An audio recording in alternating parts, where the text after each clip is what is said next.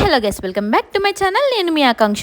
Last వీడియోలో నేను మీకు గుబ్బలమంగమ్మ ఇన్ఫర్మేషన్ అండ్ హిస్టరీ చెప్తానని చెప్పాను కదా. ఈ వీడియోలో నేను మీతో ఇన్ఫర్మేషన్ అయితే షేర్ చేసుకోబోతున్నాను. నెక్స్ట్ మంత్ నేను మళ్ళీ టెంపుల్ కి అయితే వెళ్తున్నాను. అక్కడ వాళ్ళనే గుబ్బలమంగమ్మ తల్లి హిస్టరీని అయితే వాళ్ళ మాటల్లోనే తెలుసు. అండ్ ఇప్పుడు ఈ వీడియోలో నేను ప్రెసెంట్ ఉన్న సిచ్యువేషన్ ఇన్ఫర్మేషన్ అయితే మీతో షేర్ చేసుకుంటాను. ఇంకా లేట్ చేయకుండా మనం వీడియోలోకి వెళ్ళిపోదాం. గుబ్బలమంగమ్మ తల్లి ఆలయం మనకి బుట్టాయిగూడెంలో ఉంది. కొంతమంది దీని ఏపీ అండ్ తెలంగాణ బోర్డర్ అని అంటారు. గూగుల్ మ్యాప్ లో మనకి గుబ్బలమంగమ్మ తల్లి ఆలయం ఏపీలో ఉన్నట్టు కనిపిస్తుంది. బట్ రియాలిటీ అది తెలంగాణలో ఉంది. మనం అక్కడికి వెళ్ళాలంటే అశ్వారావుపేట నుండి వెళ్ళాలి. ఆలయానికి ముందు నుండి ఒక 10 కిలోమీటర్స్ నుండి మనకి దట్టమైన అడవి అయితే వస్తుంది. మధ్య మధ్యలో వాటర్ అండ్ గ్రీనరీతో చాలా అందంగా ఉంటుంది. రోజుకు దాదాపు 10 నుండి 15 వేల మంది అక్కడికి వస్తూ వెళ్తూ ఉంటారు. సాయంత్రం 6 దాటితే అక్కడికి ఎల్లో అయితే ఉండదు. ఎందుకంటే సాయంత్రం 6 దాటాక పులి అండ్ పాము వస్తూ ఉంటాయని అక్కడ వాళ్ళ నమ్మకం. అందుకని క్లోజ్ చేసేస్తారు. మీరు చూసిన మెట్ల మార్గంలో మనకి పర్ పర్సన్ 20 రూపీస్ చార్జ్ చేస్తారు. టికెట్ తీసుకున్నాక లోపలికి ఎలో చేస్తారు. అక్కడ ఎలాంటి పూజారి ఉండరు. స్వయంగా అమ్మవారు భక్తుల చేతుల మీదుగానే పూజలు అందుకుంటారు. మొక్కులు చెల్లించుకోవడానికి ఏటపోతులు,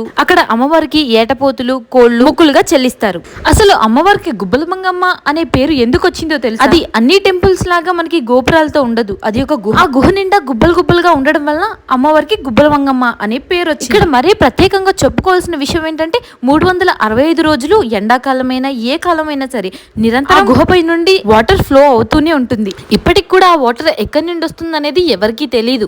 వినడానికే కాదు, చూడడానికి కూడా ఎంత అద్భుతంగా ఉంటుందో కదా.